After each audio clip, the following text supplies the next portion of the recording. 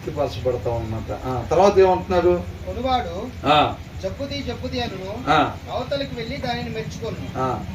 మీరు ఎవరైనా చేస్తారు అట్లాగా? చేస్తారా అని కానీ చేయని వాళ్ళు ఎవరు ఉంటే చేయొద్దంటే మంచిది. ఇదేంటి ఇట్లా ఉంది అసలు? ఇది నిన్న కనుక్కున్నాం మనం. ఇంటికి వెళ్ళిందాక కూడా ఉండేదట్లేదుగా, ఎంత ఇది అని అంటాడు. ఉన్నదంతా నీకు ఎందుకు లేదండి ఆయన అంటే, అవునా? ఇంటికి వెళ్ళిందాక కూడా ఉండదు కదండి, మీకు ఎందుకు ఎంత అయితే ఏమైంది అని అంటే, పర్లేదు చెప్పు అంటాం. అంటే ఏంటి? అది నచ్చింది లోపల ఆల్రెడీ చూసినప్పుడే. పిల్లడు ఏం చేస్తాడంట, మనం ముందు వచ్చినలో చూసాం కదా, తన పనుల ద్వారా తనని తెలియపరుచుకుంటాడు పిల్లోడు. డాడీ ఇది అద్దరిపోయింది, ఇది కొనిపించంటాడు రాకముందే అంటాడా? ఇది నచ్చింది అయితే చాలు, ఇంకా వాళ్ళ నాన్న వదిలిపెట్టాడు ఇది కొనిపించిందాకని. రూపాయలు ఎంత చెప్తాడు? 5 రూపాయలు. 5 రూపాయలు అడిగాను అంట. ఇదా వాడికి గట్టిగా వచ్చాడు ఇక నేను కాబట్టి 5 చెప్పాడు. ఇంకొకరైతే 50 కూడా చెప్పచ్చు. ఈయన ఎందుకు తెచ్చాడు ఏమంటే అని అనుకుంటారు. పిల్లలంతా వాళ్ళ క్రియల ద్వారా వాళ్ళు ఏంటో అనేది తెలియపరుచుకుంటారు.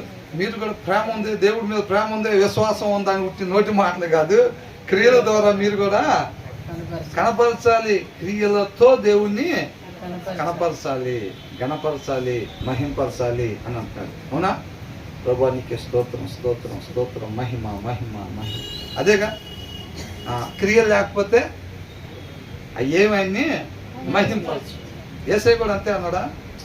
చేయటానికి నువ్వు నాకు ఇచ్చిన పని మొత్తం నేను సంపూర్ణంగా నేను నెరవేర్చి నిన్ను మహింపరచాను.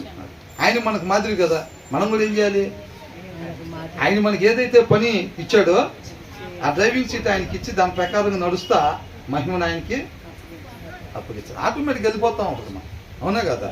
మన వారం అంతా మనం ఇష్టం వచ్చినట్టుగా జీవించేసి వచ్చి ఇక్కడ స్తోత్రం స్తోత్రం మహిమ మహిమ అంటే ఏం పోదు, అది ఏమి వెళ్ళదు. అవునా? కాబట్టి ఏమంటాడంట కొనేవాడు, జబ్బుది అన్నీ అసలు వాడిపోయినవి ఉన్నాయంటే, ఇదంతా డజన్ అదంతా అంత వాడిపోయినవి కొనుక్కోడానికి వచ్చాడా? లోపల ఏముంది? బండి వేసుకుని వెళ్తూ ఉంటాం ఫ్రూట్స్ కొందామని. అవునా? అక్కడ అన్ని ఫ్రూట్స్ బండిలో పెట్టుంటాయి. ఆ బండి దగ్గర ఇట్లా తిప్పుదా లేదా, ఆ బండి దగ్గర ఆపేమంటే అర్థం ఏంటి? ఇక్కడ బాగున్నాయి అని. ఈ బండి దగ్గర బాగున్నాయి ఆప అంటాం. అవునా? ఆయన దగ్గరికి వెళ్ళేమంటాం, ఈ బల్లె ఉన్నాయి ఎంత ఇయ్య అని అంటామా?